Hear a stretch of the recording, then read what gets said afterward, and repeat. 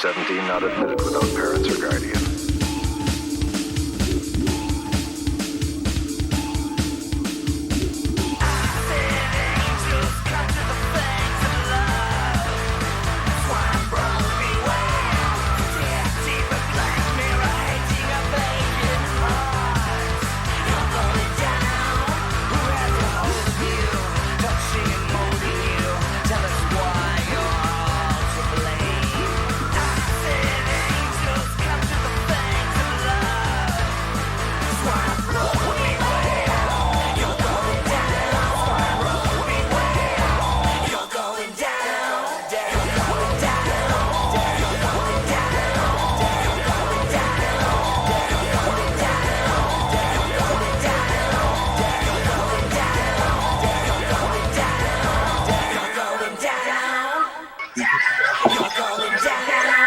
Going down. Welcome, fans of fantastic films, to what is going to be one of the best episodes of the Driving Asylum double feature we've ever done. I just know it. I'm Bill Van Ryn from fanzine Driving Asylum and Facebook page Groovy Doom, and welcome my erstwhile co-hosts Gigi Graham and Sam Panico. Hi guys. Hey. Hola. Hello. And I have to thank both of you right off the bat for introducing me to this first one tonight, because it has become one of my favorite movies ever. Yes. And you both must know me so well, because each one of you told me I was going to love this movie, and you were absolutely right. I feel like we just need to Google gobble one of us, as many people as possible. So hopefully some of you guys watching end up loving this movie too. And then maybe we could, all get like a really expensive Blu-ray to buy, maybe. Please. I love it when you talk like that, Gigi. I can't wait for this movie to be, and somebody will. Somebody's got to. Right? Hopefully. Yeah. Someone, come on. I mean, aren't we going to run out of stuff sooner or later? Probably not. I mean, but I think this deserves it a lot more than a lot of other movies. Yes. Yeah, for sure. More than Silent Madness, for example. More than Shallow Grave. Yeah, exactly. Tammy and the T-Rex. I have a weak spot for that movie. I mean, at the end of the day, giant dinosaurs get away with a lot. I mean, it's the same people that made Mannequin 2 with a giant dinosaur. I mean, But yeah, there's other movies way worse. I would say this is way better than Tammy and the T-Rex, though, where I forced to choose. I've said on the show before, when I was hyping this, I consider this to be a spiritual sequel to Don't Go Near the Park. Because, and I know we've done that on the show, so all of you who watch Don't Go Near the Park with us, expect some more of that same what the hell kind of vibe, because this movie is really, I don't know, it's like a great mashup, because there's little elements of familiar stuff, that you've seen before, but they do it in such a weird way, which is brilliant. Yeah, and kind of a little supposedly autobiographical. We'll see. I don't know. It feels, the dynamics feel like it's someone who knew. We can get into that more after the movie, but the dynamic feels like, you might have been sketching from a little bit of life experience. Yeah, it definitely feels lived in, and not a dilettante made this. That's probably the nicest way of saying it. It's also got that kind of thing I love about movies, where it's just weird, and it's got a weird vibe in the best of ways. Like it really draws you in, and you can watch it a whole bunch of times to get something different each time out of it. It's best to go into it with no expectations, because it really is one of those movies where you really, anything could happen. Anything could be around the corner, and it kind of is. So, and this is one of those films I feel like you're either going to be on its wavelength or you're not. It's kind of like Messiah of Evil. You either think that's a masterpiece or you fall asleep halfway through. I think that's a good movie to bring up for this, because while it doesn't have anything super in common with that movie, other than it's like, I guess it's a horror movie because it's a horror movie, right? It's like that same kind of feel, and it's like, but it just feels like it's from another world. I think that's much like Messiah does, and that's why I dig it so much. And both of them were kind of like financially troubled productions where they had to do like a lot of weird cutting, and there's kind of an entirely different atmosphere because of that, like kind of a virtue out of necessity, accidental genius kind of vibe. Mm-hmm. So is that true for the Black Room? Because I don't know much about its history. I don't know the entire story, but yeah, this production was super shoestring. It was stopped and started several times. The release history is extremely checkered. I mean, how many ads for this did you find? Just a few, right? I found it playing in maybe about 5 or 6 different cities and one in Australia. The only time I've ever seen a theatrical poster for it is an Australian size type. Also, depending if you look on like online databases, the release date is listed as anywhere from 82 to 85. So as far as I can piece together, because of course there's not a whole lot of scholarship about a 1980s VHS movie to be had, it probably just got forwalled in a couple of cities to kind of sweeten the eventual video deal. Mm-hmm. Yeah, that's fascinating. You were kind of talking to me about that earlier in the week, Gigi. But apparently they used to roll out these movies back when, you know, I guess VHS was starting to become a bigger market, and they were like, well, that's where we intend to make most of our revenue, but let's get it in a theater. Is that right? Yeah, it was let's get it in a theater. So this way, when you went to a home video company, you could be like, well, it played theatrically. You know, it's a real movie. It's not just something we shot for $1.50 in my friend's backyard, even if it was. This was at least $2.50, I would say. I think the thing that's interesting about it is if you got it at a video store and you rented it, if you rented it for the current content, you're going to be disappointed. And if you rented it for strictly a horror movie, you're going to be disappointed. So it kind of had to find its own weird audience. Like, do you know what I mean? Like, that's what I love about it. It's like it doesn't fit either of those films. Well, I love kind of any sort of sexploitation or hardcore or horror movie that has a lot of sex in it that's really, really depressing, because I always found it hilarious that if you were going to a theater, because there was no other option to satisfy your baser needs, and then you hit into something like this, or like Fleshpot on 42nd Street, or Abigail Leslie's Back in Town, or whatever, just how would that mess up the rest of your day? Yeah. I feel bad for people like that. Like when I find ads for movies like maybe not Fleshpot, because that is kind of a deliberate sexploitation film, but there are some like the Jess Franco movie Lorna the Exorcist being sold as a porn in the United States. Like, what would you think if you walked into that expecting to be, you know, really titillated by pornography, and instead Legacy of Satan?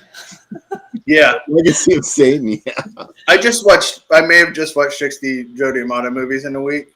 So add that to a booster and I'll be a little out of it. Oh, ooh. But like, you're deep hurting right now. But some of the like Orgasmo Nero and some of the other ones, it's like that played mainstream Italian theaters. And it was like almost like a deep throat of Italy. It was like one of the first adults to play there. And it's one of the most downer movies. Like a dude, spoilers, no one's going to watch it. Dude cuts his dick off at the end of it, and that's the happy ending. Because like he's living with cancer of the penis the whole movie, and decides that the ghost of his ex-girlfriend tells him to free himself by doing it. And that scene is a happy ending. This happens more times than you wouldn't be surprised that there's a lot of castration in Joe D'Amato movies, but it's a little more obvious when you watch 60 of them in a row. You're like, I think I'm seeing a theme. Yeah. I love that. Like people got this, and like, we're going to see something crazy. And it's like, oh boy, it's such a bummer. Yeah. I love that sneaky, like yank the football out from like in front of someone kind of, and now we're going to ruin your whole day. Like, I can't even imagine. It's kind of like, I'm trying to think of the one 80s movie, not Cabin to Dr. Caligari, but the one that came before that the post-apocalyptic one that came out. Wait, are we talking about Rent Stream movies? Yeah, Rent Stream. Yeah, that's what I'm trying what was that other movie called? The one that was almost like bordering on like dystopian. That's the one I'm thinking. Where like, there were the people that couldn't have sex and were forced to watch other Cafe Flesh. That's what. There we go, Cafe Flesh. Because that was sold in the same way, where it's like, oh, this is like the hottest movie of the year. No, it's a harrowing movie. It's really rough. But in my small hometown, it was in the giant book in primetime video. The most embarrassing way to rent an adult film ever. There was a giant book, and you had to say out loud what the movie you wanted while the entire town was there, and everybody of the 6,000 person town. Say, I'll take a book. We had a book in our local video store too, but they used the number system. Oh, thank God. They didn't want to shame you. Still, though, I mean, like, thank God for the little discs. We came a long way in video store rental. We got a little, these kids today, and they're streaming. You can watch porn in the privacy of your own house, you lucky That's bastard. why Family Video stayed in business so long, because there was still a generation that didn't understand that you could stream stuff. And they didn't want to take the laptop into bed, and they're like, let's just go to Family Video. When Joe D'Amato sees a little disc, he cuts it off. Yeah, exactly. Well, he doesn't have use for the little ones, I guess. It's Welcome He's to our looking for the audience. special edition 2-disc box. Welcome to our audience. Thanks for everyone for joining us. I see lots of familiar faces, and I remind you to click the like button, please, and we'll get some exposure. And if you really like us, share, please. Also, like, speaking of movies that have come out, you said like everything's come out. I got the 88 films. We're putting stuff out in the U.S. now, like Gestapo's Last Orgy. They spent a lot of time fixing that movie up, and it's in a beautiful package. And like it has a poster and a book and all this scholarly content in it. And I did not realize I could still be offended by a movie. And I could. I was like, holy shit, this movie! Like, it was like a couple times. I'm like, do I have to stop this movie? No, I didn't. I made it. But it's a rough one. Yeah, a lot of the more sexually oriented Nazi exploitation, like, that's right up to the edge of the line. That's like, hey, did you like Pasolini, but you don't want any of the art to get in the way or anything? Yeah, do you want all of your sadism and psychosexual issues, but with none of that artsy fartsy fucking higher meaning merit crap? Well, I've got a movie for you. Who doesn't love the feel good movie of it's like it's so on Kitty. It's the same movie, except uglier and nastier. Yeah, it's like, what, I liked that movie, but it was too happy, and I would like it to be more of a downer. And then there's a $60 Blu-ray version of it that's gorgeous. So I recommend my release of the year. Since we detoured into Nazi exploitation, where does Ilsa fall on there? Is she fun, or is she? Ilsa's camp. Ilsa, compared to this movie, Ilsa is the Flintstones. Yeah, like, it's shot on the set of Hogan's Heroes. Yeah. Like, there can only be one way. That scene, that line delivery, if you don't fall down laughing, I don't know what's wrong with you. Because in context, it's absolutely, like, clearly they're not very serious. It's as camp and as stupid as it can possibly be. Like, yeah, there's some rough content in it, but it's not playing it real close to the chest. No, versus the Italian ones, because that movie is also called Caligula reincarnated as Hitler. So it's in very much of that weird year and a half where there was a lot of Caligula movies because everybody thought that the Tinto Brass. It's art if it's Caligula. Yeah, everybody thought it was going to be a bigger deal than it was, and I guess it was a big deal. Not as big of a deal as it could have been, but yeah, it's something else. But I do have the Ilsa box set, so. I stopped wearing my Ilsa shirt though because too many people were like, "Oh, that's really cool," and I was like, "Yeah, I don't think you." Yeah, why are you saying that? Yeah. For what reason? It was like older white dudes, and it wasn't like they had it. I'm like, "Oh, you seen it?" Like, "Oh no, I just like." I'm like, "Oh boy, okay, I'm not gonna wear this." Yeah, there's several roads that could go down, and none of them are good. Yeah, maybe they're Rob Zombie fans. Yeah, maybe. Yeah, the Nazi exploitation documentary Chris brings up is called, I think it's called Nazi Exploitation on a String. It's on Tubi too, and it's actually really good. Also, Mike Justice, I'm questioning your life choices right now. I know. I saw that, and that seems like the plot to a Rob Zombie movie as well. Yeah, exactly. In fact, that would be a lot better than some of his movies. Yeah, depending on which one we're talking about. Yeah, boy. Now I want to make a movie of that. Maybe we could work that into one of our movies that matches the poster. Yeah, so we were talking about Gigi. I don't know if you ever heard us talk about that. There's some movies where the poster just doesn't match the movie, and we want to make the movie on the poster, like all the colors of the dark. when it was released in the States, that poster for "They're Coming to Get You" with the Yeah, weird robe. which makes no sense. The classic poster for "I Drink Your Blood," which was stolen art from another movie that had nothing to do with anything that's in that film. The one for the American release of Lizard in a Woman's Skin with the bats. It makes it seem like the bat attack is as wonderful as the bat attack is. Yeah, it makes it seem like it's a much larger plot point. Sam, I think that was the part in the movie where I got most excited with the bat attack. Because I Bill was so loud during that scene. He was like, "This is great. This is wonderful."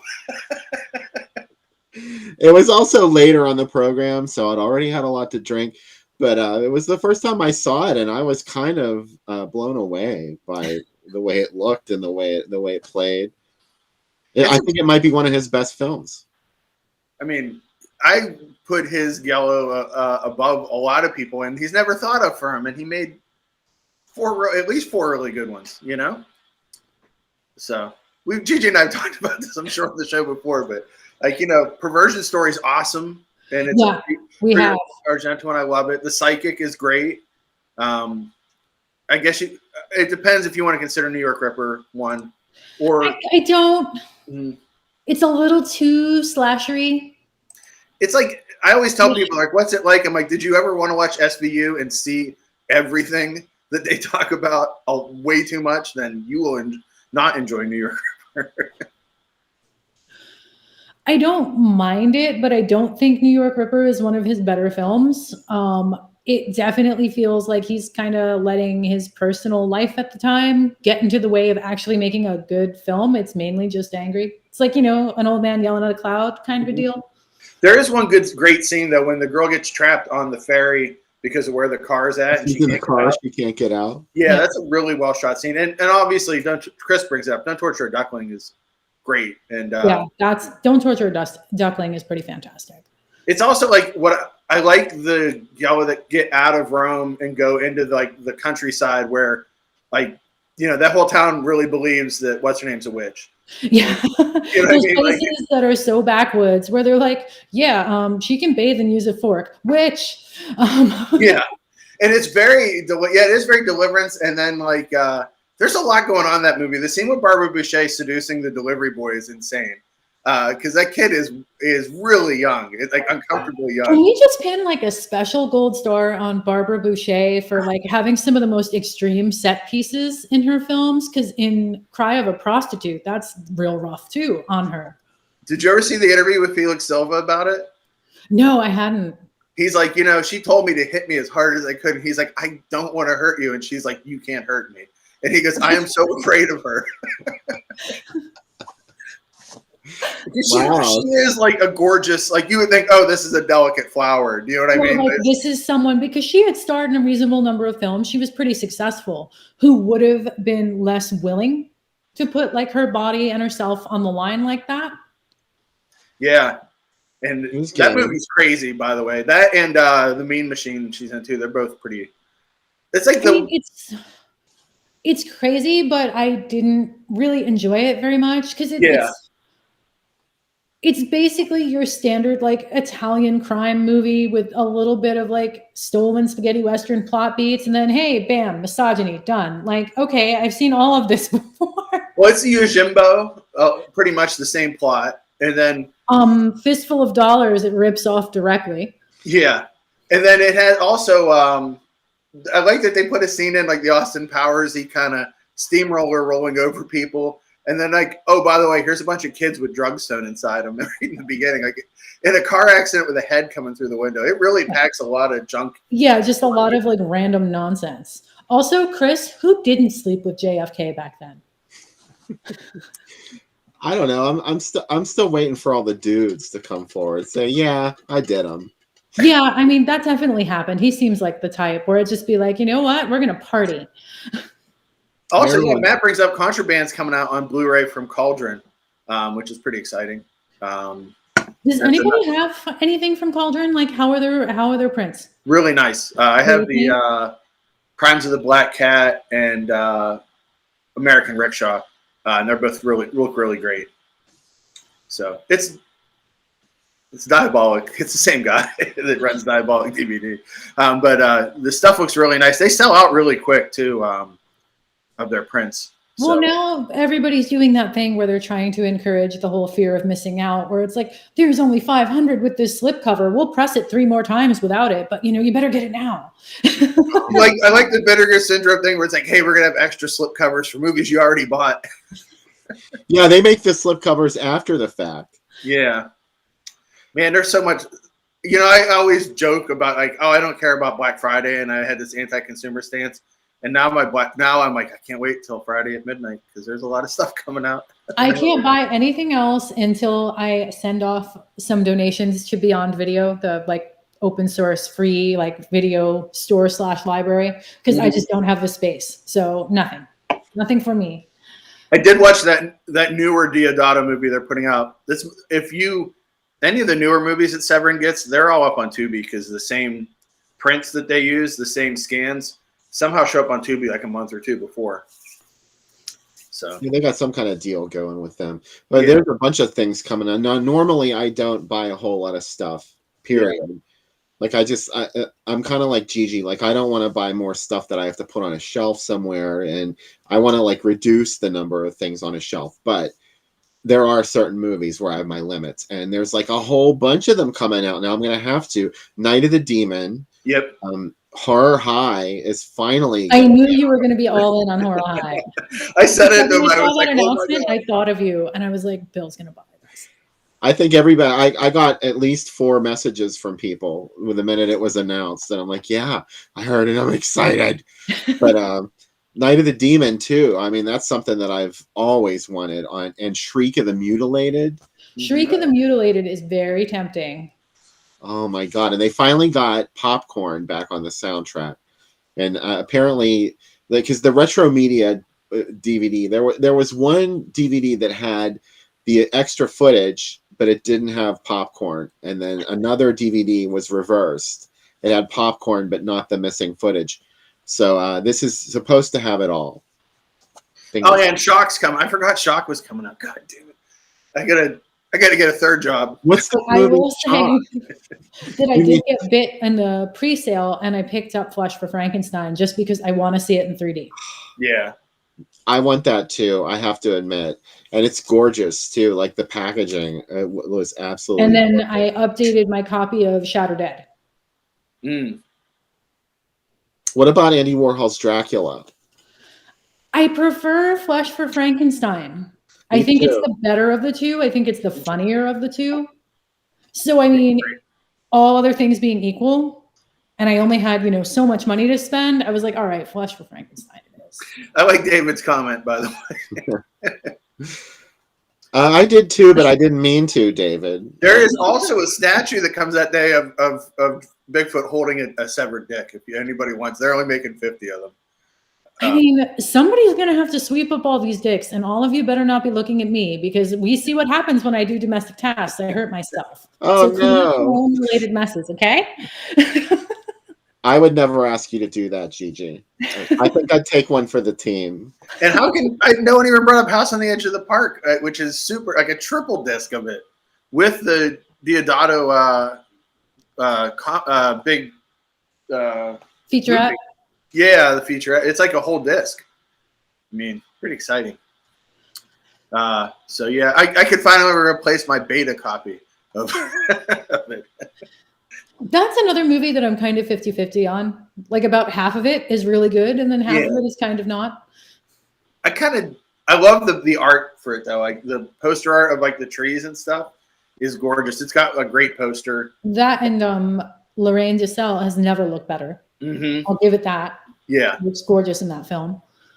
So yeah, and I know there's going to be something else. They'll be like, "Hey, secret movie coming on," and you're like, "Fuck." I would could somebody please give me a Roberta Findlay box set, like her horror and like later career work, especially. Like, could I get Oracle and Lurkers and all of her late period, like more of the Tenement, like straight up exploitation and horror stuff? Like, take my money.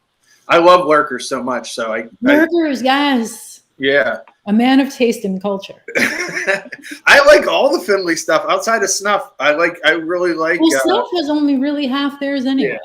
But like the Her Flesh trilogy, I love those movies. Yeah. Like, so disembodied weirdness of just strange. Like they're really strange. Again, that's another movie where it's like, oh, we're gonna get to watch a dirty movie. Like, no, you're not. You're gonna watch something insane. You're gonna regret that you were ever born. Yeah, like, it is really gonna fuck you up, and like it's kind of bullying, and that's why I like it. It's like Shriek of the Mutilated is the Finlays, isn't it? Yes, it is. Right. yeah. Can't this like I like when they do these career spanning box sets, and there's been awesome ones out, but it's like, can we get ones on the people I really like? Yeah, like can we get ones where you can't find all of their movies pretty much everywhere else? Also, it's like the other thing is they keep talking about Severin's going to do a Black Emmanuel set, and like different companies keep putting out. There's a full moon version of it, and I'm like, yeah, I don't want a full moon version of these movies. Like, put out a nice. You want something that looks like it wasn't pulled off of VHS? Yeah, exactly. Like somebody somewhere just put out the official one, the right one, and I'll be happy with it. But I mean, if somebody could just make a giant flow chart of like all of the Black Emmanuel. Sam. Yeah, I did one of La Casa this week, which took my brain to places. I didn't even realize that there are multiple ghost houses within the house La Casa Evil Dead trilogies. My favorite thing about that is the fourth House movie in Italy was called Who Killed Roger? Because Roger is the character from House and not La Casa. And they used the font from Roger Rabbit, and the poster looks like a Roger Rabbit poster with a dead William Cat on it, which is amazing. Like Italian movies are great. What couldn't they get away with? Everything. Also, it made me remember how much I love Ghost House again, which is such a horrible movie, but I love it. And I also watched all the TV movie houses that Lindsay did too, and they're real junky too, and wonderfully junky. I'm jealous, Chris. Mm-hmm. You're gonna have to invite us all over. Yes, Dustin, it will be. I didn't ask for them, but they're here. They just appeared on our doorstep. What were we gonna do with them? I don't even know how the little guys get around. Do they hop? Like, how does this work? I'm not sure, but they just show up. Inchworm. This movie that we're going to show tonight, The Black Room, that's prime Vinegar Syndrome property right there. They've got to put something great out for this movie.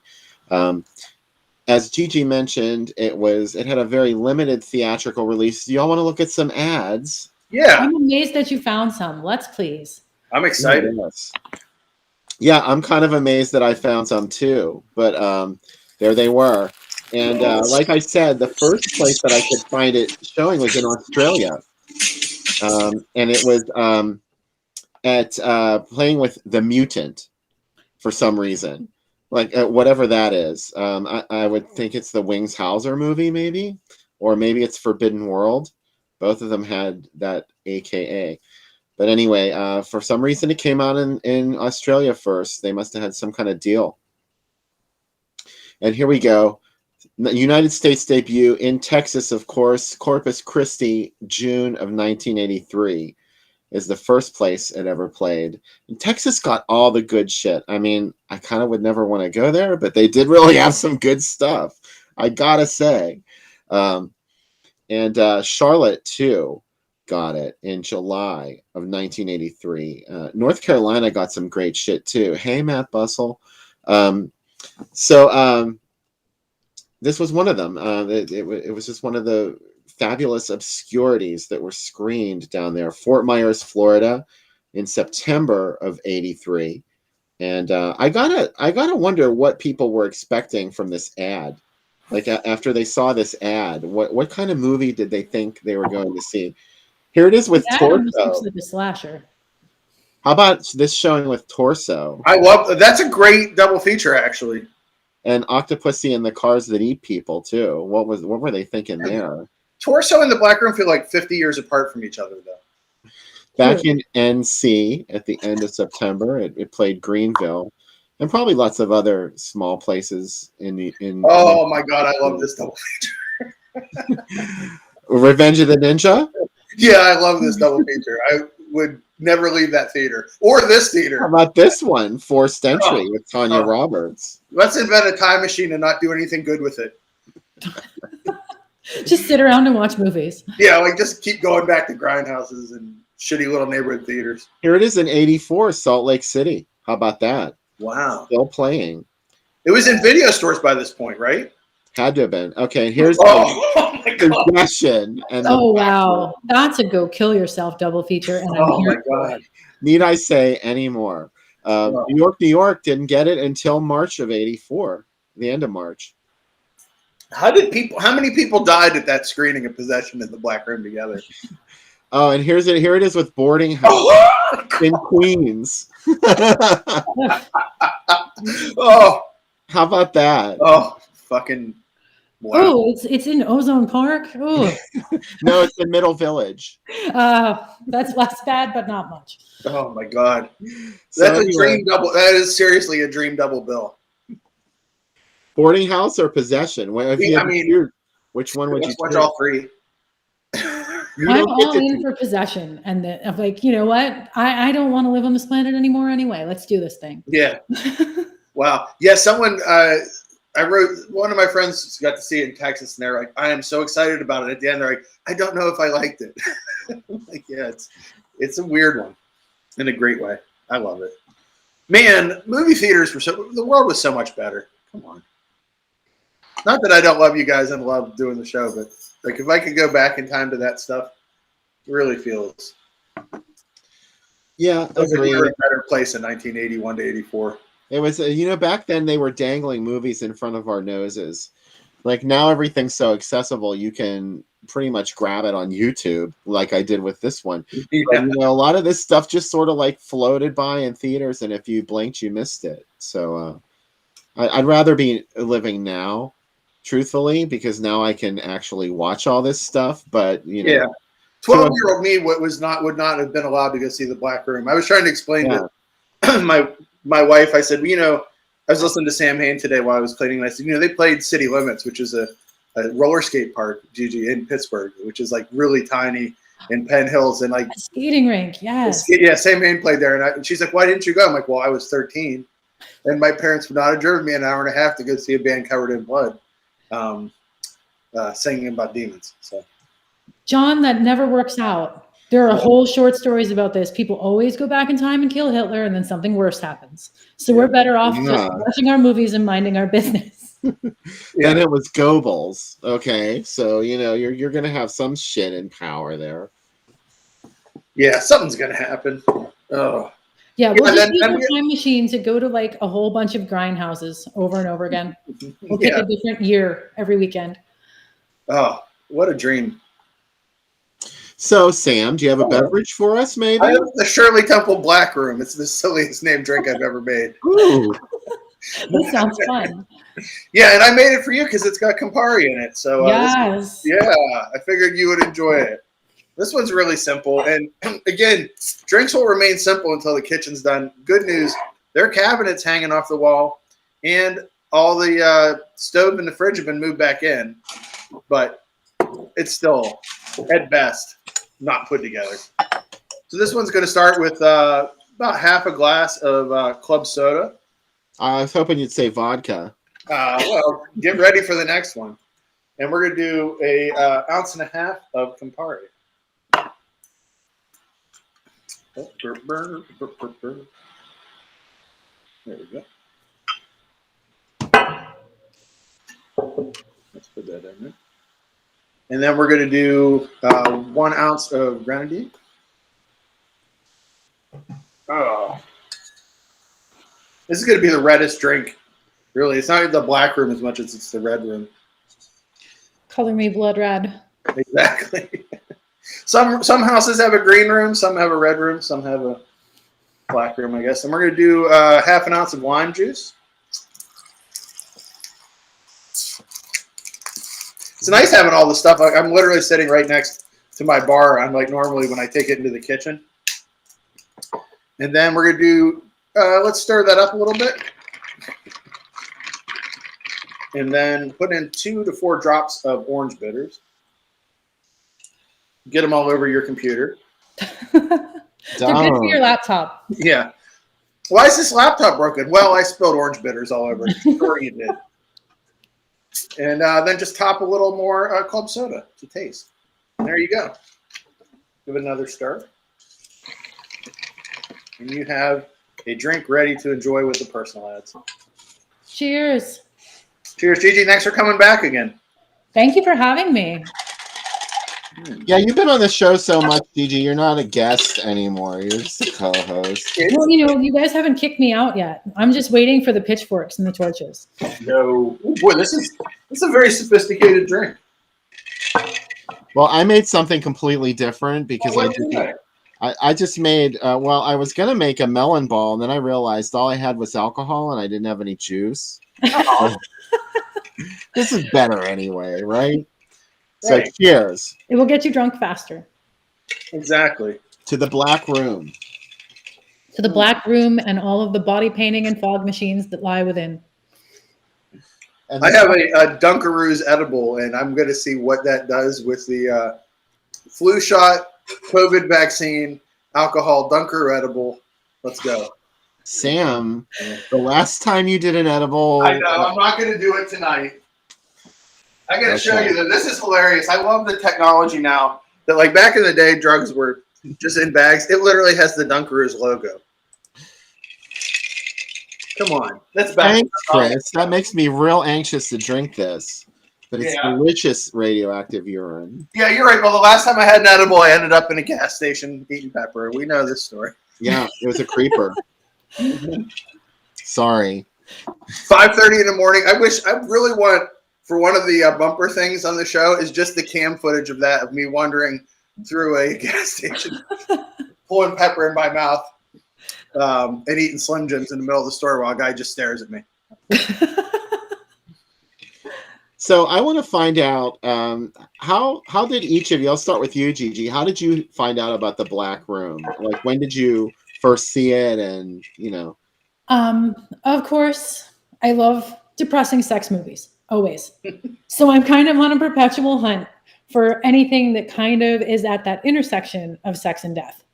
And I was actually looking for a completely different film that I was very disappointed by and ended up not caring about. And I'm like, oh, well, this is kind of topical to like kind of the list of films that I'm trying to put together. I'll try it. And I absolutely loved it.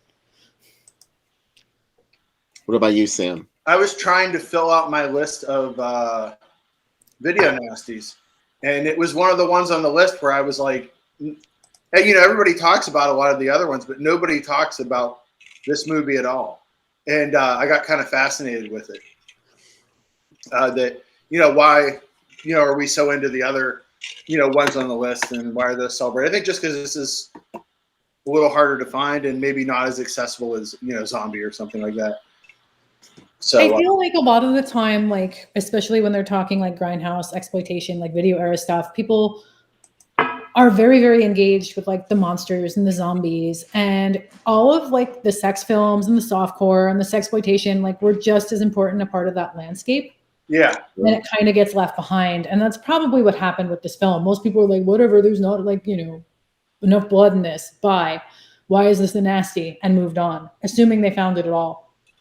I think the other thing I'm fascinated about this is it feels like it's right when we didn't understand another epidemic, when AIDS first came out, and it was like, well, what is it and who's it affecting? And it was, blood based, and there's a lot of blood in this movie. So keep that in mind. I think that I like that part of it. It seems like it's trying to figure out that. And like, it is that, like you said, Gigi, that between sex and death, sex is the little death, is the orgasm is the little. The French phrase for orgasm translates to little death. Yeah. So it's like, this really fits into that. And it's just, I don't know. I'm kind of fascinated by the fact that I think that's the cool thing about it, is like not that many people have seen it. And like, that's the definition of a cult, of like, it's hidden, so that's what I like about it. So join us. We're indoctrinating all of you. Yeah. Now you'll be one of us. Yes. Do either of you know what year they shot the movie? Was it could have been in 82. It looks a little older than that. Maybe. No, I want to say like it was probably closer to 81. But again, there's not a lot of hard evidence either way on this film. Yeah. And I was just wondering about the AIDS connection, because AIDS started to become. Honestly, I don't know that was intentional. I think that was more, you give a million monkeys, a million typewriters. Mm-hmm. Kind of like one of those accidental moments where something clicks into what's really going on in the world. because this was shot, I want to say, from the sparse evidence there is, early enough where people probably hadn't made that connection yet. You know, when the government was still in full-on deny mode. It was still gay cancer then. Like, that's the only people that got it. Like, that's the way it was referred to. GRID is what they called it. GRID. Oh, really? Yeah. I forget what the letters stood for. Gay something. The G was for gay, but you know, they thought only gay people were going to get it. Yeah. And then I think that's the amazing thing is like as upsetting as not to get dark, right? But go through for a second. For like as upsetting as the last year has been, like we've found out a lot of stuff really quick. There was a good years of the start of AIDS where it was so shrouded in mystery and we had no idea what was going on. And that was purposeful. Yeah. Which is the nasty bit. Yeah.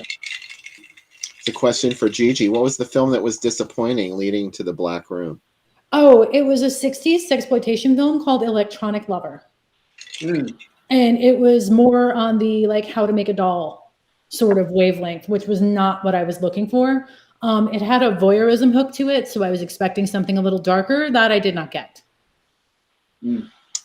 Thank you, Darren. Also, the same director that did this did Frightmare, not the British Frightmare, but the other one. And that's another movie that had a lot of production issues and kind of went all over the place. And he also, I don't know if you guys want to get into it, but he has another very autobiographical movie, Lola, which is about Charles Bronson as a 40-something porn writer falling in love with a very young Susan George. And Norman Thaddeus Vane actually wrote for Penthouse for some time. And that's kind of based on his life, too. Yeah, again, with, you know, I'm just going to put everything out there, including my love for underage girls. Yeah. And he also did the Herman's Hermits movie. So really, like, he's really all over the place when you think about it with his filmography. And I really like both Frightmares. So I was excited to see it. I read that somewhere. I read that somewhere. Oh, yeah. And maybe in an issue, I did Frightmare versus Frightmare. In driving it, what was that, 4 or 5? Oh, it was way back there. I remember I got it and I was like freaking out. So I'm like, how am I going to visualize this? You made like a chart. And I was like, how am I going to put this? It was a review within an Excel chart of like the hero, the director, the flow chart. Yeah, it was a challenge. I'd like to think I met it, but I'm not sure. No, it's one of my favorite ones because I'm like, oh, it was like a different way of thinking about a movie, you know. I think I said don't ever do that again. I know. I rescind that. You can do it. You can do it. No, I'm not. I just think it's funny. I will say when you guys start watching this, I know not all nostalgia is good, right? But seeing the Vestron video at the beginning of this, the logo is like really like the heartwarming thing that I needed this week. It really beyond was excited when it starts up. It's up on my screen right now. It's giving me nice, like 13-year-old Sam eating a pizza on a Saturday night with a stack of movies all by myself. I found some things online that referred to this as a shot-on-video movie, but it isn't. No, obviously. I mean, maybe they had it confused with Boarding House. Boarding House tends to confuse people. That's a movie I'm very glad that came out on a really nice Blu-ray, even though it doesn't need it. But yeah. Yeah, exactly. I have to switch chairs. It's the Gigi camera. This is like Sam's camera, except now it's yours. Moving through your house camera. Did you get a camera in the box too? I had to switch chairs real quick. So something else I was going to say about the Black Room, and it slipped my mind. Like, do either of you have any comments before we get into it?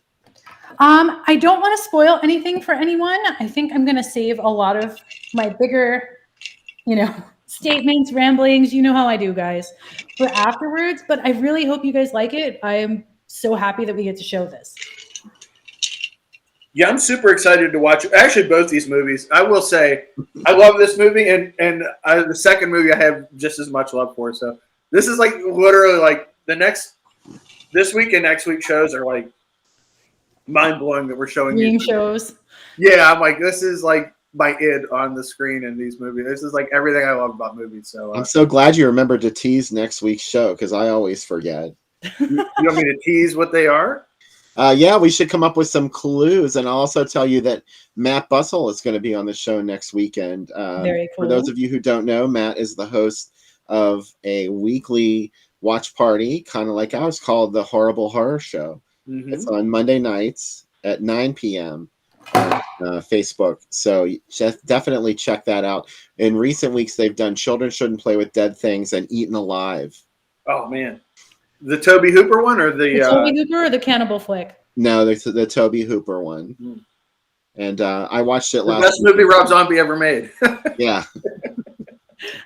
Exactly. It's way better. It's like, but he's just been trying to make it. Yeah, so the first movie next week, oh man, has a Warhol family person in it. And the second one is kind of about coffee and kind of about New York detectives. And you've already ruined it. No, because that's deep. That's not, and it has a lot of names. So yeah, that's the next one. So let's see if there's any guesses. Yeah, about what these, and Matt, it does not count for you. So it's great because I told my wife what the second movie was, and she goes, "That movie sucks. I love it." She's like, "It's so dumb, but I really love it." And I was like, "See, that's exactly how you should feel." It is not Silent Night, Deadly Night, the Toy Maker, a movie that I flew pipe on. Bill was like, "No, we're not going to do that." It's not Silent Night, Bloody Night. I'll definitely say that. Mm-hmm. Is it Viva? Beth wants to know. No. Plant movie with Joe D'Alessandro. Oh, maybe. Yes, Seeds of Evil. The Gardener. I watched as part of my Giamotto week. I watched The Crawlers, aka Troll 3, another movie shot in America about evil trees. And wow, it's real bad. And the funniest part about it is the hero at one point gets in a fight with his girlfriend and goes and sleeps with Laura Gemser, who doesn't charge. She's a streetwalker that doesn't charge. How amazing is that? I mean, that sounds like she's doing it wrong.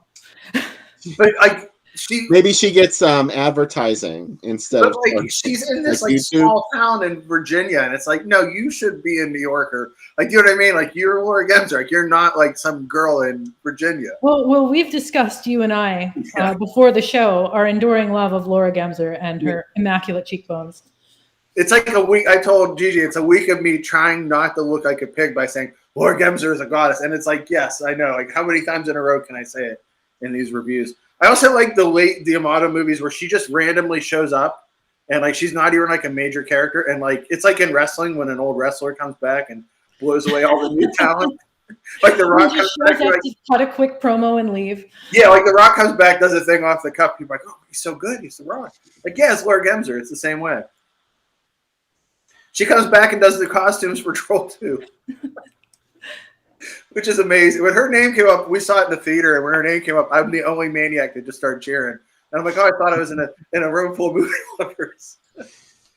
Yeah, you know nothing of the cinema. Yeah. Ma'am. And I also laughed way too loud when the sheriff yells, "My name's Gene Freak." I laughed like way too loud for that scene. It was like I had psyched myself up for it. Nobody else had. Everybody's like, "It's the first time I ever saw this. It's really dumb." Come on, peoples. Oh, man. It is not Tarantulas, the Deadly Cargo. Oh, man.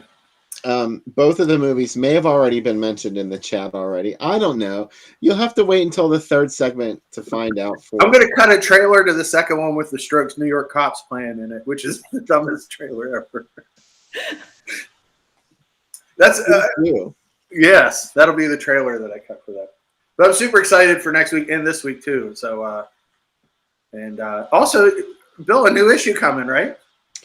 Supposedly, yeah. I have to check in with my production crew and see what the hell they're doing that's taken so long, i.e. me. Yeah. But, you know, I am getting there slowly but surely. You know, doing this show that you're watching right now takes up a lot of my time, and it's really eating into my DIA production time. but we'll get there. I already sent a couple people their articles that I finished for proofing, so we'll see. And on the second segment, I can share my cover sketch if anybody's interested. Yes. So Yes, please do. we'll give you a little teaser about issue number 23 of Drive and Asylum. It's going to feature Pat Carty, who's got to be really excited that Horror High is finally coming out. Yeah.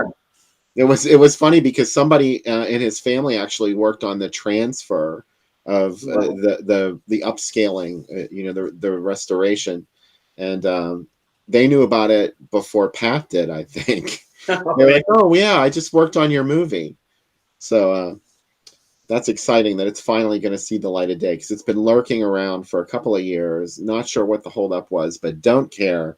Just glad it's going to happen finally. Yeah.